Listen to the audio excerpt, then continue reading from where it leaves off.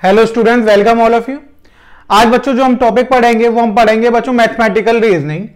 अब mathematical reasoning में बच्चों लास्ट क्लास में हमने ये देख लिया था कि कनेक्टिव्स क्या होते हैं, तो एंड और देखे थे बच्चों। कंपाउंड स्टेटमेंट हमने देख लिया था कैसे बनता है, फिर हमने नेगेशन ऑफ कंपाउंड स्टेटमेंट देखा था बच्चों।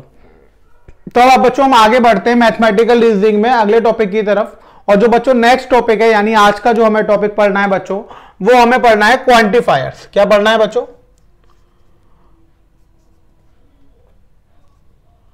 Quantifiers.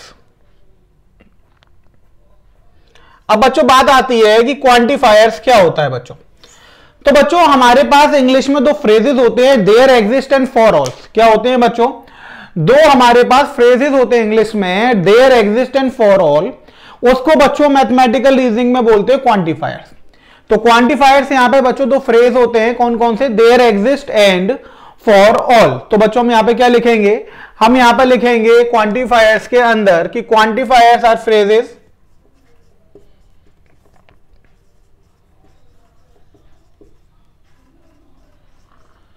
like there exists and for all। तो बच्चों हमारे पास यहां पर दो क्वांटिफायर्स होते हैं बच्चों बेसिकली। पहला होता है आपका देयर एग्जिस्ट और सेकंड होता है बच्चों फॉर ऑल। अब जैसा कि नेम इंडिकेट कर रहा है कि बच्चों देयर एग्जिस्ट, तो देयर एग्जिस्ट का मतलब होगा कि यहां पर हम बात कर रहे होंगे कि कुछ ना कुछ टर्म्स ऐसे होंगे जो कंडीशन को सेटिस्फाई करेंगे। यानी देयर एग्जिस्ट का मतलब यहां पर हो गया कि कुछ ना कुछ होंगे या फिर ऐसी चीजें आपके पास एग्जिस्ट करेंगी जो गिवन कंडीशन को क्या कर रही होंगी? सेटिस्फाई कर रही होंगी। जैसे एक क्लास में बच्चे बैठे हुए हैं तो हमने कह दिया कि बच्चों there exist a student which have marks greater than 95 degree यानी 95%। यानी कि बच्चों इस क्लास में कोई ना कोई बच्चा एक ऐसा होगा जिसके परसेंटेज 95% से ज्यादा आते होंगे बच्चों। तो कम से कम एक बच्चा ऐसा होना चाहिए, तभी हम ये बात बोल पाएंगे देयर एग्जिस्ट वाली। तो बच्चों एटलीस्ट वन भी हम इसके लिए यूज कर सकते हैं देयर एग्जिस्ट के लिए। और फॉर ऑल की बच्चों अगर हम बात करते हैं तो फॉर ऑल का मतलब होता है कि हम सभी के लिए बात कर रहे हैं।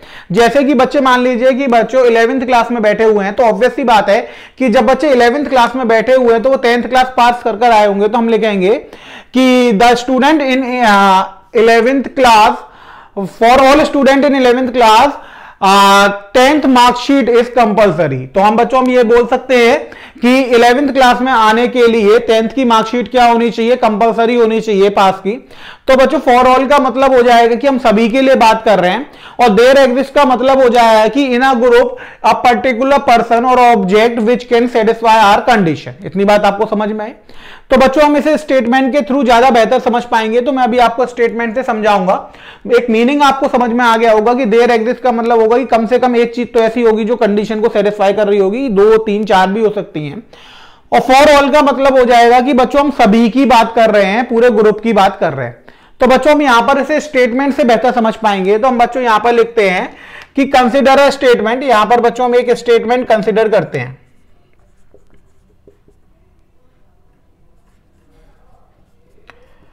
तो बच्चों हमने यहां पर एक पी स्टेटमेंट कंसिडर करा कि देयर एग्जिस्ट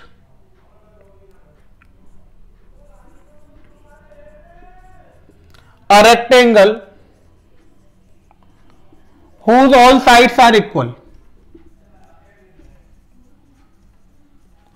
अब बच्चों हमारे पास क्या दे रखा है कि एक रेक्टेंगल्स दे रखे हैं, बहुत सारे हमें क्या दे रखे हैं? रेक्टेंगल्स दे रखे हैं। तो बच्चों यहां पे लिखा हुआ है there exist a rectangle whose all sides are equal. अब यहां पर बच्चों जो फ्रेज यूज हो रहा है क्वांटिफायर, वो कौन सा यूज हो रहा है? There exist. इसका मतलब बच्चों ग्रुप ऑफ रेक्टेंगल्स हमें दे रखे हैं, तो उसमें कम से कम एक रेक्टेंगल ऐसा होगा जिसकी सारी साइड्स क्या होंगी? इक्वल हो जाएंगी। अब बच्चों रेक्टेंगल की अगर सारी साइड्स इक्वल हो जाती है तो क्या बन जाता है? स्क्वायर बन जाता है। यानी उस ग्रुप ऑफ रेक्टेंगल्स में कोई एक स्क्वायर होगा। तो बच्चों इसका मीनिंग क्या हो सकता है कि हम यहां पे मीनिंग लिख सकते हैं कि it means there exist at least one rectangle, कम से कम,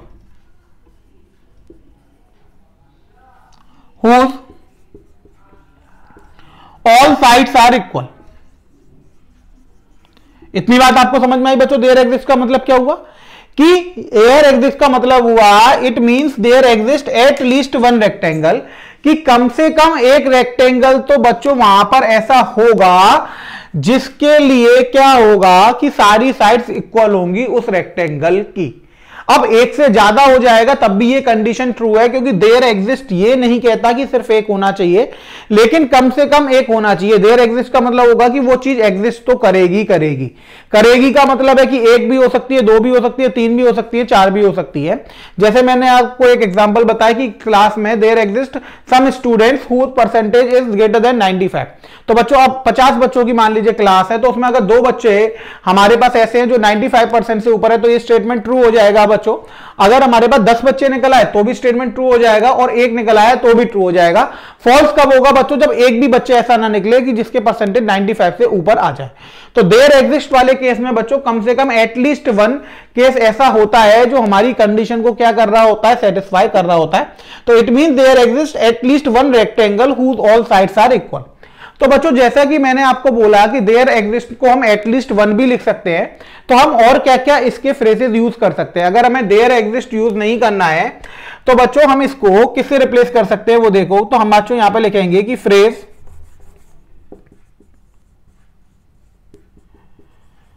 there exist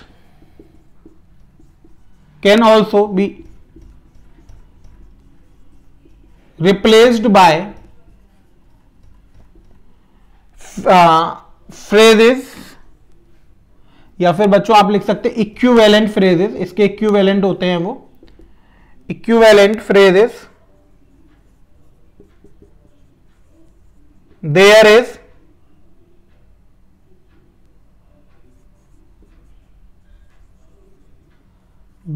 at least one, और बच्चों हम कह सकते हैं कि इसकी जगह हम सम भी लगा सकते हैं, और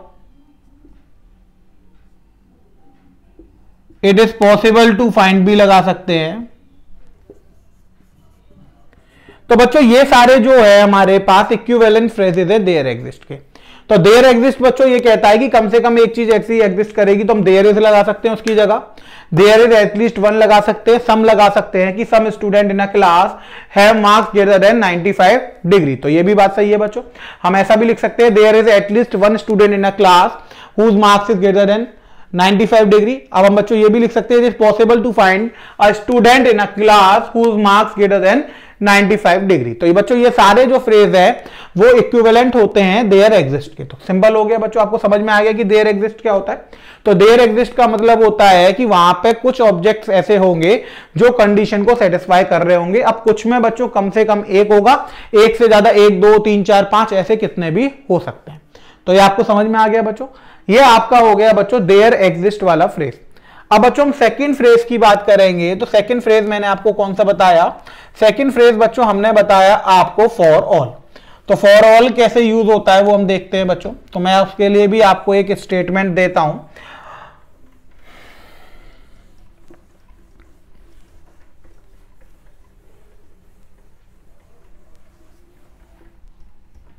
तो बच्चों इसके लिए हम एक स्टेटमेंट लिखते हैं। देखिए हमने एक स्टेटमेंट बच्चों क्यू ले ली, तो हमने लिखा बच्चों for all prime numbers p root p is irrational. अब बच्चों यहां पर हमने स्टेटमेंट ली, उसमें लिखा for all prime numbers p। अब बच्चों फॉर ऑल की बात कर रहे हैं, तो यहां पर हम बच्चों बात कर रहे हैं कि हमारे पास कोई एक सेट S है, उसमें बच्चों सारे प्राइम नंबर p लिखे हुए हैं, यानी सारे प्राइम नंबर लिखे हुए 2 3 5 7 11 13 17 और ये आपका 19 इस 23 इस तरीके से बच्चों सारे प्राइम नंबर p लिखे हुए हैं, प्राइम नंबर लिखे हुए हैं। प्राइम नंबर को 1 बाय 1 ले रहे हैं, हम उसको p कंसिडर कर रहे हैं बच्चों। तो सेट में से अगर हम कोई एक एलिमेंट ले रहे हैं तो उसको हम p के इक्वल मानना है। तो अगर हम कोई भी प्राइम नंबर p लेते हैं तो बच्चों रूट p उसके लिए क्या होगा? रूट p उसके लिए इरेशनल आएगा। तो बच्चों ये तो हमें पता भी होता है कि अगर हम किसी भी प्राइम नंबर का क्या निकालते हैं, रूट निकालते हैं, तो वो हमेशा कैसा आता है बच्चों? इरेशनल आता है। तो यहां पर हम बच्चों क्या लिखेंगे? इट मींस, इसका मतलब क्या हो गया बच्चों? It means we have a set of, we have a set S of all prime numbers, यहां पर हमने क्या लिखा, it means we have a set S, हमारे पास एक सेट एस है of all prime numbers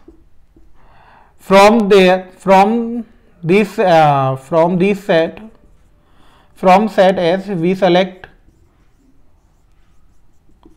N element p, so root p is irrational.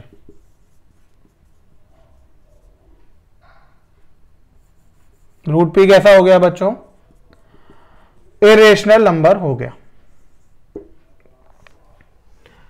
इतनी बात आपको समझ में आ गई बच्चों।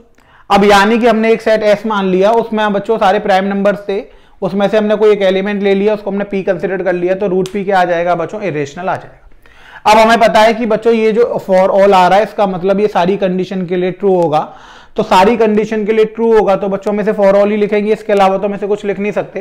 तो इतना बात आपको समझ में आ गई, दोनों फ्रेसेस क्लियर हो गए बच्चों। देयर एग्जिस्ट क्या होता है, फॉर ऑल क्या होता है, तो देयर एग्जिस्ट का मतलब होगा from group there is at least one object और more than one object which can satisfy our condition, यानी पूरे ग्रुप में से एक या उससे ज्यादा लोग ऐसे होंगे जो कंडीशन को सेटिस्फाई कर रहे होंगे।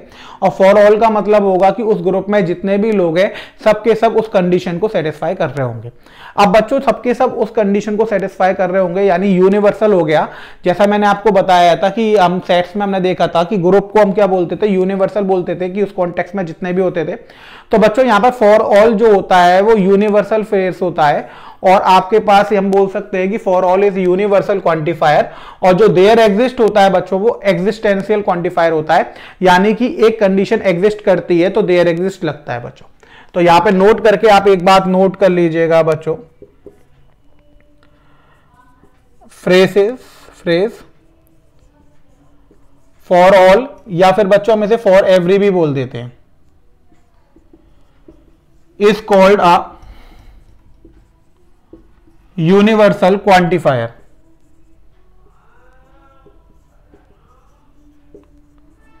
एंड द फ्रेज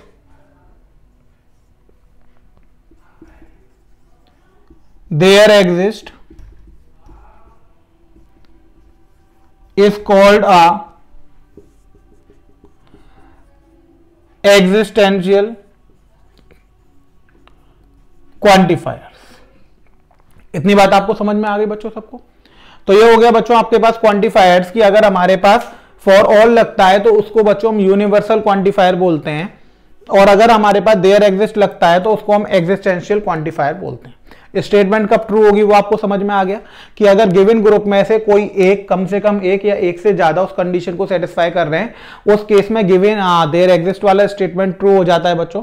और अगर हमारे पास एक ग्रुप दे रखा है उसमें सारे के सारे उस कंडीशन को सेटिस्फाई कर रहे हैं तो फॉर ऑल वाला ट्रू हो जाता है। इसमें बच्चों और कोई ट्रुथ टेबल तो बन नहीं सकती, क्योंकि देयर एग्जिस्ट और फॉर ऑल एक सिंपल सा क्वांटिफायर है, आपको समझ में आ रहा होगा। जैसा मैंने आपको एग्जांपल देके भी समझ में आ गया होगा बच्चों। जैसे हमने बोला कि एक क्लास में 50 बच्चे हैं, और बच्चों मैंने बोला कि there exist some student whose marks is greater than 95%। अब बच्चों अगर उस क्लास में किसी भी एक बच्चे के मार्क्स 95% से ज्यादा है तो ये स्टेटमेंट ट्रू हो जाएगा। और मान लीजिए कि उस क्लास में सारे बच्चे ऐसे हैं जिनके में से एक बच्चे के भी मार्क्स 95% से ज्यादा नहीं है, तो ये इनवैलिड स्टेटमेंट हो जाएगा। और एक बच्चा भी ऐसा निकला है जिसके 96 है या 95.1 है तो वैलिड हो जाएगा बच्चों। अब हमने बोला फॉर ऑल के लिए कि there are all students in a class, या for all student in a class 11th for 10th marks is compulsory. अब बच्चों अब 11th में बच्चा तो अभी तो आएगा जब वो 10th में पास हो जाएगा, वरना तो 11th में आ नहीं सकता। अब बच्चों सारे 11th के बच्चों के लिए बात कैसी हो जाएगी, सही हो जाएगी। अब मान लीजिए कि कोई एक बात ग्रुप में हो रही है कि जैसे हमने कहा कि in a class for all students in a class in class 11 the age of student is greater than 15। अब बच्चों फॉर ऑल के लिए क्या हो गया कि हमने बोल दिया कि क्लास में 50 बच्चे, सबकी एज जो है कितने हैं, 15 साल से ज्यादा है। अब मान लीजिए कि कोई एक बच्चा उसमें खड़ा हो गया, उसने बोल दिया कि मेरी एज कितनी है, 14 ईयर्स है, यानी 15 ईयर्स नहीं है, तो बच्चों ये स्टेटमेंट क्या हो जाएगा, गलत हो जाएगा। जैसा मैं आपको हमेशा बताता हुआ आया हूं कि जब बच्चों सही प्रूव करना होता है तो वो सबके लिए ट्रू होता है बच्चों, और जब हमें कोई चीज गलत प्रूफ करनी होती है तो गलत प्रूफ करने के लिए हमें सिर्फ एक क्या देना पड़ता है बच्चों, एक एग्जाम्पल देना पड़ता है। इतनी बात आपको समझ में आ गई। तो अब बच्चों अगर आपके पास ये स्टेटमेंट आएंगे तो आप उन्हें ट्रू और फॉल्स बता सकते हैं बच्चों। तो आप चेक करेंगे ग्रुप में क्या कोई एक सेटिस्फाई कर रहा है, और एक से ज्यादा सेटिस्फाई करेंगे तो बच्चों देयर एग्जिस्ट वाला ट्रू हो जाएगा, वैलिड हो जाएगा, और एक भी अगर सेटिस्फाई नहीं करेगा तो देयर एग्जिस्ट वाला फॉल्स हो जाएगा।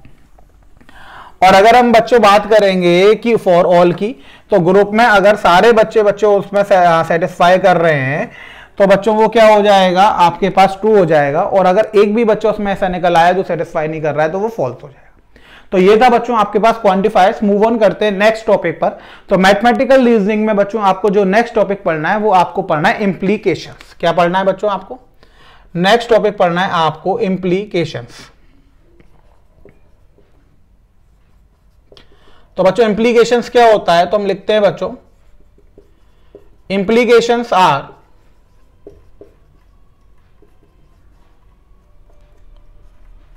statements like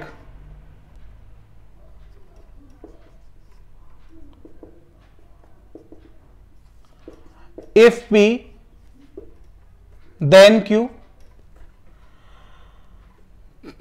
P only if Q, if and only if। अगर बच्चों इस टाइप के स्टेटमेंट्स आते हैं तो उनको हम बोलते हैं इंप्लीकेशंस। तो बच्चों जनरली 3 टाइप के इंप्लीकेशंस होते हैं। पहला होता है आपका इफ पी देन क्यू, अगर पी है तो क्यू देखेंगे बच्चों।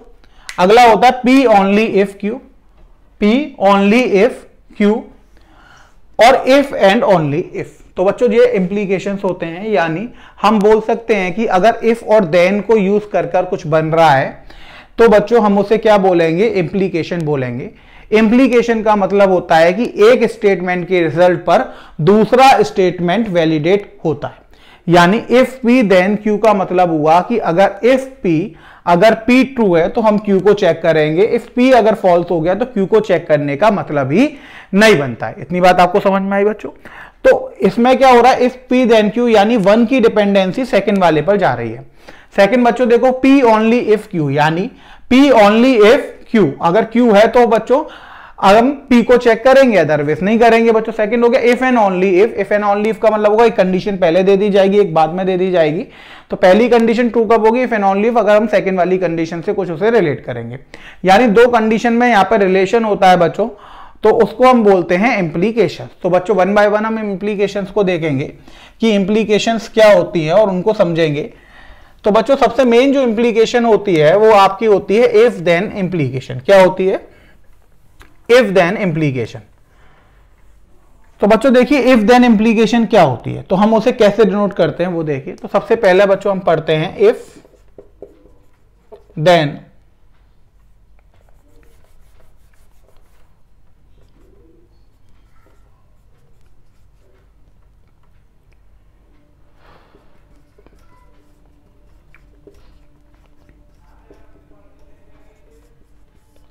अब बच्चों इफ देन इंप्लीकेशन अगर हम पढ़ेंगे तो हमने यहां पर सबसे पहले 2 सिंपल स्टेटमेंट कंसीडर कर लिए, पी और क्यू। तो हमने यहां पे लिखा लेट कंसीडर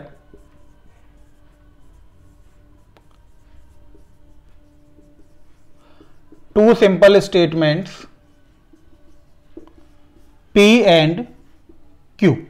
यहां पर बच्चों हमने 2 सिंपल स्टेटमेंट कंसीडर कर लिए। Let consider two simple statements P and Q, then if P then Q, if P then Q is denoted as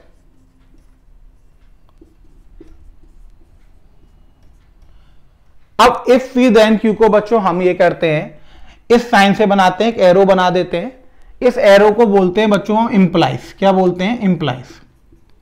तो इसका मीनिंग होता है बच्चों इफ पी देन क्यू। अगर हमें इफ पी देन क्यू को डिनोट करना है तो बच्चों इसके साइन के थ्रू हम डिनोट करते हैं। इस साइन को बोलते हैं बच्चों हम इंप्लाइज, यानी पी इंप्लाइज क्यू। पी के रिजल्ट से क्यू पे फर्क पड़ेगा। तो बच्चों यहां पर हो गया इफ पी देन क्यू। तो जब भी इफ पी देन क्यू को आपको डिनोट करना होगा मैथमेटिकली तो आप पी देन क्यू का साइन लेंगे बच्चों। इसका मतलब होता है इंप्लाइज करना। इतनी बात आपको समझ में आ गई बच्चों? और बच्चों एक और चीज होती है कि यहां पर हेयर स्टेटमेंट P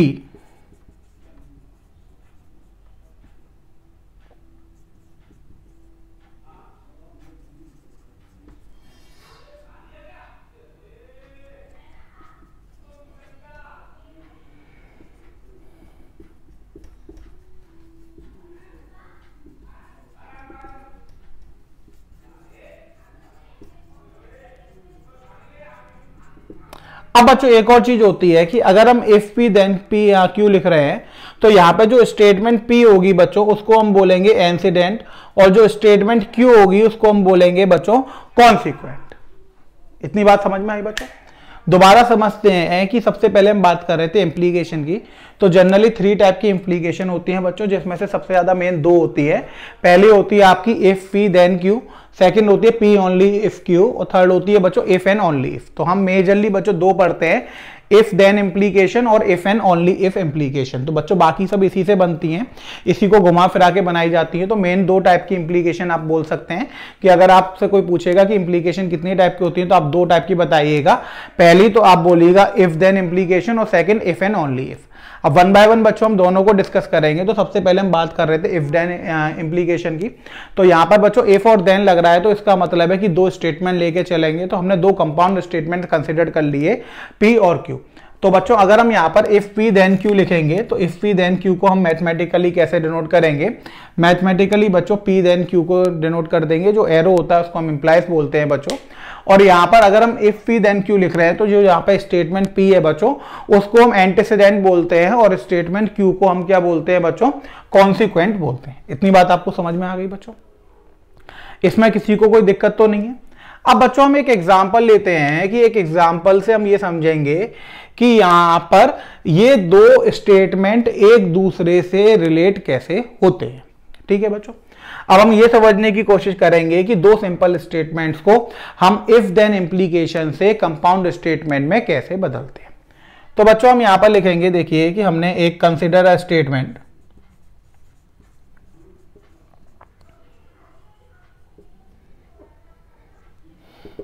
बच्चों हमने एक स्टेटमेंट कंसिडर करा, if you are born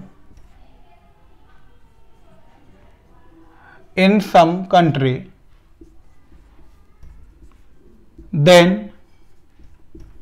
you are citizen of that country।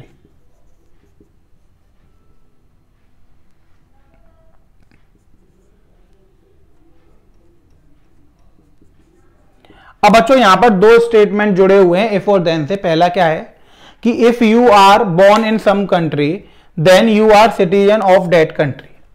अब आप मीनिंग निकालेंगे तो उसका मतलब सबसे पहले इफ, अब बच्चों 2 पार्ट में बांट लीजिए। तो इसके आगे पहला स्टेटमेंट आ गया you are born in some country.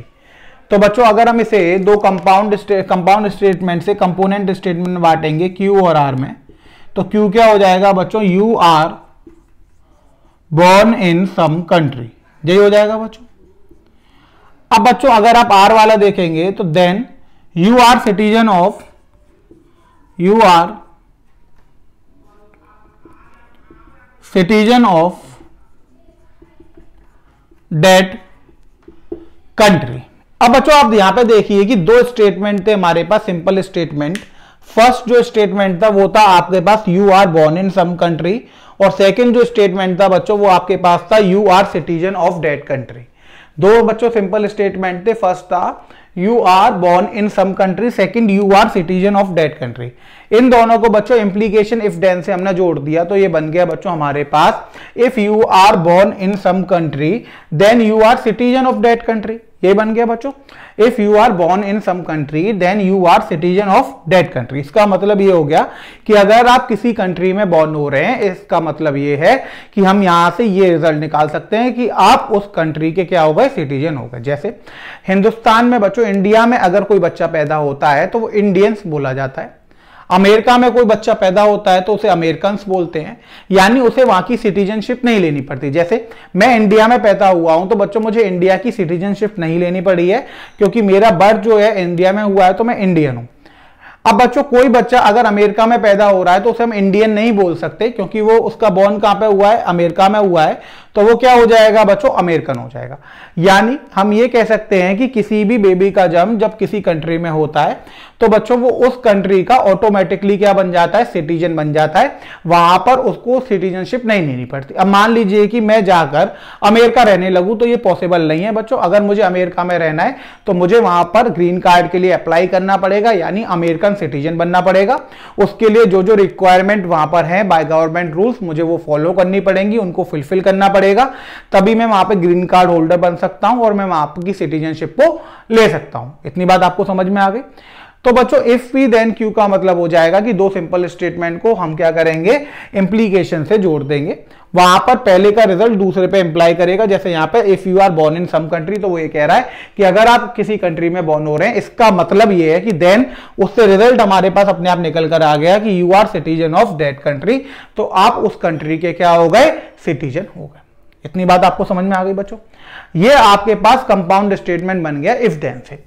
अब बात आती है कि बच्चों इफ देन स्टेटमेंट, हमने ये इंप्लीकेशन तो पढ़ लिया, अब हम कैसे पता लगाएंगे कि ये वैलिड स्टेटमेंट है या इनवैलिड है। यानी हमें दो इसके सिंपल स्टेटमेंट तो मिल गए बच्चों। अब दो सिंपल स्टेटमेंट यानी कंपोनेंट स्टेटमेंट अगर हम निकाल भी लें, तो हम ये कैसे पता लगाएंगे कि इफ पी देन क्यू जो है वो वैलिड स्टेटमेंट है या फिर इनवैलिड स्टेटमेंट है। इस बात को हम कैसे पता करेंगे, तो देखिए बच्चों उसके लिए क्या है, वैलिडिटी ऑफ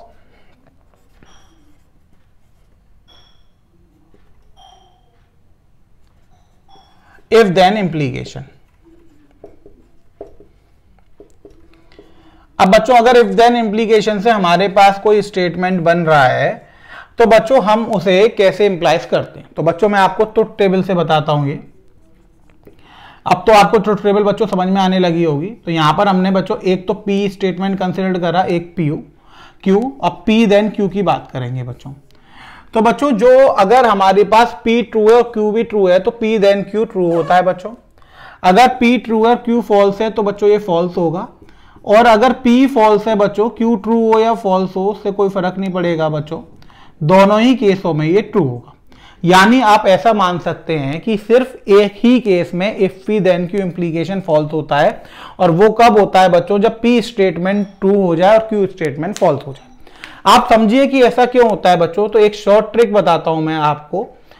शॉर्ट ट्रिक तो बच्चों ट्रुथ टेबल से आपको समझ में आ ही रहा है कि ट्रुथ टेबल आप लर्न कर सकते हैं, फिर भी मैं आपको एक हिंट बता दे रहा हूं कि ट्रुथ टेबल लर्न कैसे होती है बच्चों। देखिए अब बच्चों यहां पर हमने इंप्लीकेशन लिया कि इफ पी देन क्यू।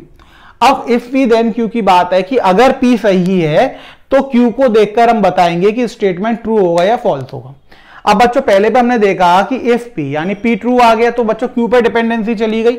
अगर क्यू सही है तो स्टेटमेंट सही हो जाएगा, और क्यू गलत है तो स्टेटमेंट गलत हो जाएगा। तो इफ पी सही मान लिया बच्चों, देन क्यू अगर सही है तो सही आ गया, क्यू गलत है तो गलत। अब बच्चों इफ पी ही गलत हो गया यानी पी गलत हो गया, तो बच्चों हम क्या कह रहे थे, इफ पी देन क्यू, उसके बाद हम क्यू को चेक करेंगे।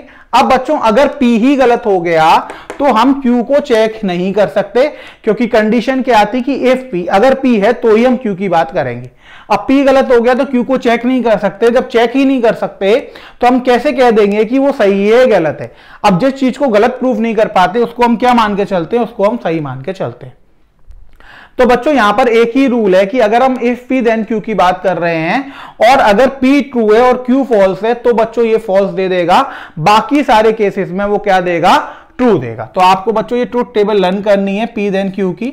तो बच्चों यहां पर चार केस बनेंगे कि पी भी ट्रू और क्यू भी ट्रू है, तो इफ देन बच्चों जो स्टेटमेंट मिलेगी कंपाउंड वो ट्रू होगी। अगर पी ट्रू है बच्चों और क्यू फॉल्स है, तो इफ देन से जो स्टेटमेंट मिलेगी वो फॉल्स हो जाएगी बच्चों। If P is false and Q is true, then if then से जो मिलेगी वो ट्रू हो जाएगी बच्चों। If P and Q both are false, then if then statement जो होगी वो कैसी हो जाएगी, वो ट्रू हो जाएगी। तो आपको अगर इफ देन स्टेटमेंट की ट्रुथ टेबल याद रखनी है, तो आपको यह ध्यान रखना है कि सिर्फ एक ही केस में ये फॉल्स देगा। कब देगा, जब पी वाला ट्रू हो जाए और क्यू वाला क्या हो जाए, फॉल्स हो जाए। यानी पी वाला अगर ट्रू हो गया और क्यू वाला फॉल्स हो गया, तो उस केस में तो बच्चों ये फॉल्स दे देगा। उसके अलावा ये किसी भी केस में फॉल्स नहीं देगा, बाकी सारे केसेस में क्या देगा, ट्रू देगा। इतनी बात आपको समझ में आ गई। ये ट्रुथ टेबल सबको क्लियर हो गई बच्चों। अब ट्रुथ टेबल आपको लर्न है और आपको पास बच्चों मान लीजिए कि हमने एक क्वेश्चन दिया बच्चों, तो यहां पर आया आपके पास consider a statement.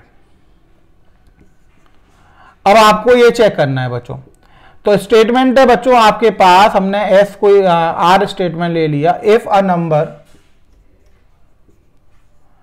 Is a multiple of 9 then it is a multiple of 3। अब बच्चों यहां पर स्टेटमेंट आया हमारे पास, if a number is multiple of 9 then it is a multiple of 3। अब बच्चों दो स्टेटमेंट जुड़े हुए, अब हमने इसके कंपोनेंट स्टेटमेंट निकाले पहले P और Q। तो बच्चों P हमारे पास आया कि if a number is a multiple of 9, और दूसरा नंबर आया देन के बाद it is a number is multiple of 9 और फिर it is a multiple of 3। अब बच्चों हमने यहां पर क्या करा कि हमने इसको ट्रू मान लिया। अब हमने सबसे पहले P को ट्रू मान लिया कि if a number is multiple of 9। अब बच्चों P को ट्रू मान लिया तो अगर नंबर मल्टीपल ऑफ 9 है तो n को बच्चों 9 लैम्डा मान लेंगे। अब 9 लैम्डा मान लेंगे तो बच्चों 3 इंटू 3 लैम्डा लिख देंगे, तो इसका मतलब बच्चों it is a multiple of 3 सही हो गया।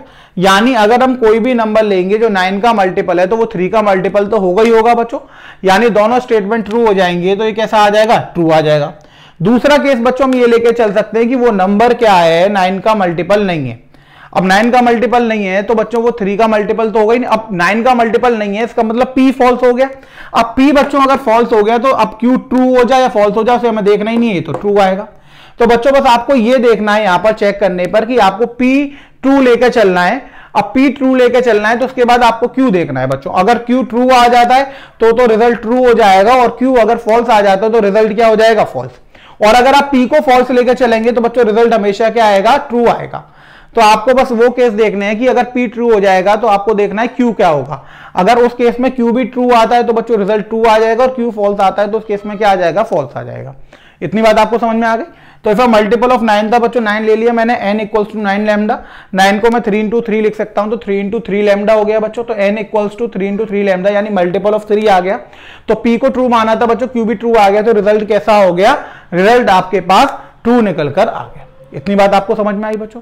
तो ये आपका हुआ बच्चों इफ देन इंप्लीकेशन, कि अगर हमारे पास इफ देन इंप्लीकेशन आता है तो हम वैलिडिटी ऑफ स्टेटमेंट्स को कैसे चेक करते हैं। अब बच्चों इफ वी देन क्यू जो स्टेटमेंट होता है उसको लिखने के कई सारे तरीके होते हैं अलग अलग, और इनकी वैलिडिटी निकालने के भी अलग अलग कई सारे तरीके होते हैं। यानी हम ये नहीं कह सकते कि सिर्फ एक ही तरीका ऐसा है जिससे हम इफ वी देन क्यू को वैलिडेट कर सकते हैं। एक तो ट्रुथ टेबल हो गई बच्चों। अब कई बार ऐसे क्वेश्चन होते हैं जैसे यहां पर कहा था कि हमें अपनी तरफ से अजम्पशन करने होते हैं। एक क्वेश्चन तो बच्चों डायरेक्ट आते हैं, जैसे उसने कहा कि 12 ग्रेटर देन 19, तो वहां पे हम ट्रू फॉल्स बता सकते हैं। एक कुछ क्वेश्चन बच्चों ऐसे आते हैं जहां पर हमें क्या करना पड़ता है, वैल्यू को अजम्पशन करना पड़ता है। जैसे यहां पर अभी क्वेश्चन था कि if a number is multiple of 9, तो बच्चों यहां पर हमें अजम्पशन करना पड़ेगा कि 9 का मल्टीपल है या नहीं है। तो बच्चों इफ देन को वैलिडेट करने के और भी सारे तरीके होते हैं, इनको लिखने के और भी सारे तरीके होते हैं, और जो अदर मेथड्स होते हैं इनको वैलिडेट करने के, उनको भी हम यूज कर सकते हैं चेक करने के लिए if we then Q implies को कि ये सही है या गलत है। तो बच्चों हम यहां पर अब अगली जो पढ़ेंगे बच्चों वो हम पढ़ेंगे कि देयर आर मैं आपको बता रहा हूं कि कितने तरीके से हम इन्हें लिख सकते हैं, और अलग अलग हम इफ देन को कैसे चेक कर सकते हैं कि वो वैलिडेट है या नहीं है। तो बच्चों इसके लिए हमने लिखा there are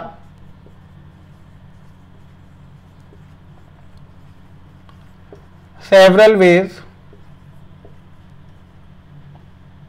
of understanding the statement if P then Q. Here we can illustrate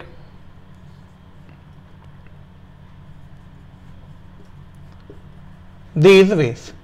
तो बच्चों वन बाय वन हम सारे वेज की बात करेंगे कि इफ P then Q को हम अलग अलग कितने तरीके से समझ सकते हैं। ठीक है बच्चों। तो सबसे पहला वे हमने लिया बच्चों P implies Q। सबसे पहला वेज जो होता है वो होता है P implies Q। P implies Q बच्चों मैंने आपको बताया था कि यही साइन होता है P implies Q का। ठीक है बच्चों। अब P इंप्लाइज Q में बच्चों अगर हम देखेंगे तो इसका मतलब क्या होगा कि इसका मतलब ये होगा कि बच्चों हम P को सही मान लेंगे। क्या करेंगे? P को सही मान लेंगे और Q को चेक करेंगे। अगर Q सही निकल आता है तो बच्चों वो सही हो जाएगा, और Q अगर गलत निकल आता है तो वो क्या हो जाएगा? गलत हो जाएगा। यानी P को मानने पर हम Q को चेक करते हैं। इसका मतलब क्या होगा बच्चों? इसका मतलब ये हो जाएगा कि here we taken P as a true statement,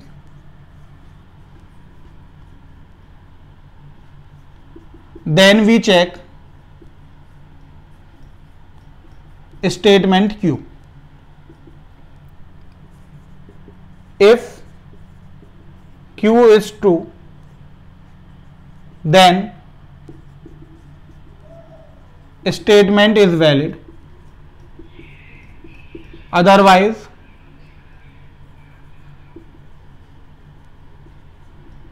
statement is invalid. इतनी बात आपको समझ में आ गई बच्चों? जैसा हमने बच्चों पिछले वाले केस में करा था, अगर हम स्टेटमेंट मान लेते कि if a number is multiple of 9 then it is a multiple of 3, तो हमने क्या करा था बच्चों? 9 का मल्टीपल मान लिया था नंबर को, तो वहां से हमने ये निकाल दिया था कि ये नंबर किसका है? 3 का ही मल्टीपल है, तो वो ट्रू निकल कर आ गया था। तो बच्चों पिछले वाले केस में हमने क्या करा था कि if a number is a multiple of 9, हमने यही मान लिया था बच्चों कि जो नंबर है वो क्या है? मल्टीपल ऑफ 9 है। तो बच्चों इसका मतलब हो गया था it implies it is multiple of 3। तो यहां से बच्चों हमने ये रिजल्ट निकाल लिया था कि ये क्या हो गया? मल्टीपल ऑफ 3 हो गया। इंप्लाइज कर दिया, इसका मतलब Q स्टेटमेंट बच्चों ट्रू हो गया। तो इसका मतलब जो P इंप्लाइज Q था, वो जो स्टेटमेंट था इफ P देन Q, वो कैसा हो गया? वो वैलिडेट हो गया। क्लियर हुई बात बच्चों? अब सेकंड बच्चों लेते हैं। सेकंड हमारे पास होता है P is a sufficient condition for Q।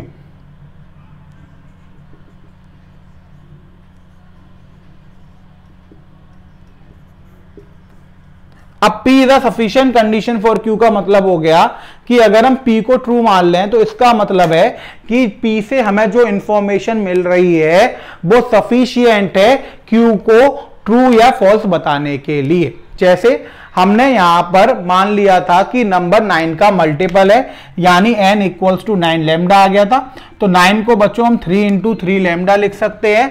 अब बच्चों 3 इंटू 3 लैम्डा लिखेंगे तो यहां पर हमें इस बात में कोई भी डाउट नहीं है कि वो नंबर जो होगा वो 3 का मल्टीपल होगा या नहीं होगा, क्योंकि 3 इंटू 3 लैम्डा लिख रहे हैं तो वो मल्टीपल होगा ही होगा। इसका मतलब यहां पर क्या आएगा कि the information given by statement P is sufficient to conclude that statement Q is true or false। यानी P से जो हमें स्टेटमेंट मिलेगी वो सफिशिएंट है ये कंक्लूड करने के लिए कि स्टेटमेंट Q जो है वो ट्रू है या फॉल्स है। इतनी बात आपको समझ में आई बच्चों? ये बच्चों 2 वे हो गए। अब हम थर्ड वे की तरफ चलेंगे कि थर्ड वे क्या होता है। देखिए आप नेक्स्ट वे की तरफ चलते हैं बच्चों। थर्ड होता है बच्चों P ओनली इफ Q। अब बच्चों P ओनली इफ Q का मतलब है कि अगर Q ट्रू हो रहा है तो ही P ट्रू होगा। यही तो हो गया बच्चों। इसका मतलब if a number this say that a number is multiple of 9 only if it is multiple of 3। यानी कोई भी नंबर जो है वो 9 का मल्टीपल तभी हो सकता है जब वो 3 का मल्टीपल हो। यानी अगर कोई नंबर 3 का मल्टीपल नहीं है तो हम यहां से ये कंक्लूड कर सकते हैं कि वो 9 का मल्टीपल नहीं होगा। ऑब्वियस सी बात है बच्चों कि कोई भी नंबर अगर 3 का मल्टीपल नहीं है तो वो 9 का तो कभी हो ही नहीं सकता। क्यों? क्योंकि 9 जो होता है वो 3 इंटू 3 होता है, 9 के फैक्टर 3 इंटू 3 होते हैं। तो अगर बच्चों कोई भी नंबर 3 का मल्टीपल होगा तभी हम आगे चेक कर सकते हैं कि वो 9 का है या नहीं है। यानी अगर 3 का मल्टीपल है तो वो 9 का हो भी सकता है और नहीं भी हो सकता है, लेकिन हम ऐसा कह सकते हैं कि अगर नंबर 3 का मल्टीपल नहीं है तो वो 9 का तो होगा ही नहीं। यानी P के चांसेस ट्रू होने के तभी हैं जब Q ट्रू हो जाए। तो P ओनली इफ Q, अगर Q ट्रू होगा तो P ओनली इफ, यानी हो भी सकता है P और नहीं भी हो सकता है। जैसे 3 का मल्टीपल हमने बच्चों 9 ले लिया तो वो 9 का भी मल्टीपल है, ट्रू हो गया। अब 3 का मल्टीपल अगर हम 6 ले लेंगे तो वो 9 का मल्टीपल नहीं है। यानी P ओनली इफ Q का मतलब ये हो गया कि P कंसिडरेबल है कि सही होगा या नहीं होगा, लेकिन वो तभी कंसिडरेबल है जब Q ट्रू होगा। अब जैसे हम 2 ले लें बच्चों तो 2 3 का मल्टीपल नहीं है तो वो 9 का तो हो ही नहीं सकता। 11 ले लें, 11 बच्चों 3 का मल्टीपल नहीं है तो 9 का तो हो ही नहीं सकता। इतनी बात आपको समझ में आ गई बच्चों? ये हो गया P only if Q। Fourth हो गया बच्चों Q इज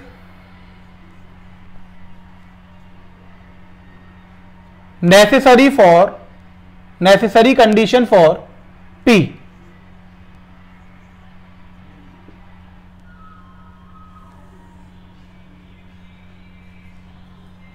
अब बच्चों Q is necessary condition for P का मतलब हो गया कि जो P अगर हम लेकर चल रहे हैं, P को हम ट्रू मान रहे हैं तो Q तो हमेशा ट्रू होगा ही होगा, वो नेसेसरी कंडीशन हो गई। जैसे यहां पर बच्चों हमने देखा था कि अगर कोई नंबर 9 का मल्टीपल है, अब कोई नंबर 9 का मल्टीपल है तो वो 3 का तो होगा ही होगा। क्यों होगा बच्चों? क्योंकि 9 के जो फैक्टर होते हैं वो 3 इंटू 3 होते हैं। तो अब ऐसा पॉसिबल नहीं है कि नंबर 9 का मल्टीपल हो जाए और 3 का मल्टीपल ना हो। तो बच्चों Q is necessary condition for P हो गया। इसका मतलब है कि अगर कोई नंबर 9 का मल्टीपल है तो वो किसका होगा? 3 का होगा ही होगा बच्चों। लास्ट जो होता है वो जो है नेगेशन ऑफ P बच्चों इंप्लाइज नेगेशन ऑफ P। अब बच्चों इसमें हम क्या करते हैं कि negation Q implies negation P कर देते हैं। जैसे हमने बच्चों स्टेटमेंट अभी इफ P देन Q लिखा था। इफ P देन Q का मतलब बच्चों क्या था कि if a number is multiple of 9 then it is multiple of 3। यही था बच्चों। अब बच्चों हम क्या लिखेंगे कि इसको negation of Q, if a number is not a multiple of 3, not a multiple of 3 implies that it is not a multiple of 9।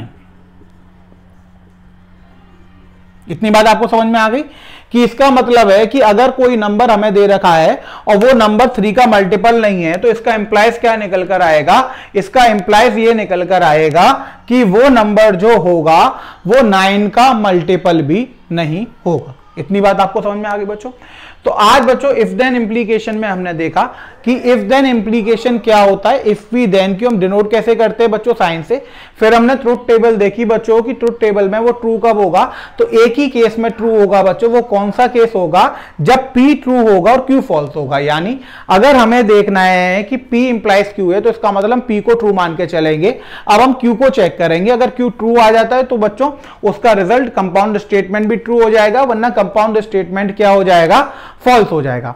Second बच्चों हमने कंडीशन देखी कि इफ वी देन Q को हम सेवरल वेज से लिख सकते हैं। तो वन बाय वन वो हमने सारे वेज पढ़ लिए बच्चों कि P सबसे पहले P इंप्लाइज Q आया बच्चों। P इंप्लाइज Q होने के बाद हमारे पास आया कि P sufficient condition for Q। फिर बच्चों P only if Q, Q is necessary condition of Q और negation of Q implies negation of P। तो ये सारे बच्चों वो तरीके हो गए जिससे हम इफ वी देन Q को क्या कर सकते हैं? चेक कर सकते हैं कि वो सही है या गलत है। और मेरा मानना यह है कि बच्चों आपने ट्रुथ टेबल रन करनी है, आपको ये देखना है कि P ट्रू है या फॉल्स है, Q ट्रू है या फॉल्स है, और ट्रुथ टेबल से आपको आंसर निकाल देना है। तो जब भी वैलिडिटी वाले क्वेश्चन आएंगे तो आपको ट्रुथ टेबल सबसे आसान पड़ेगी। आप ट्रुथ टेबल रन कर लीजिए, उसके बाद आप किसी भी क्वेश्चन को सॉल्व कर सकते हैं। अब मान लीजिए कि ऐसी कोई कंडीशन आ जाती है जहां पर आपको इवेल्युएट करना पड़े, आपको खुद से मानना पड़े P और Q को, तो वहां पे आप इन मेथड का यूज कर सकते हैं बच्चों। जैसे आपने पढ़ा बेसिक कनेक्टिव और एंड में तो ऐसा कोई चक्कर है ही नहीं। नेगेशन ऑफ स्टेटमेंट में डायरेक्ट ट्रुथ टेबल आती है, और में और एंड में भी डायरेक्ट ट्रुथ टेबल आती है। इफ वी देन क्यू में बच्चों जो स्टेटमेंट पी और क्यू अलग अलग है, जिन्हें हम ट्रू और फॉल्स मान सकते हैं, उसमें भी बच्चों डायरेक्ट ट्रुथ टेबल यूज आएगी। अब यहां से बच्चों आपको देखना पड़ेगा कि इसमें कौन सी कंडीशन होल्ड हो रही है। तो सबसे आसान बच्चों पी इंप्लाइज क्यू होती है कि आप पी को क्या मान के चलें, ट्रू मान के चलें, और क्यू को चेक करें। और क्यू अगर बच्चों ट्रू आ जाता है तो बच्चों वो ट्रू हो जाता है, क्यू फॉल्स आ जाता है तो वो क्या हो जाता है, फॉल्स हो जाता है। तो आज की क्लास बच्चों हम यही रोकते हैं, अगली क्लास में मिलेंगे। Thank you students.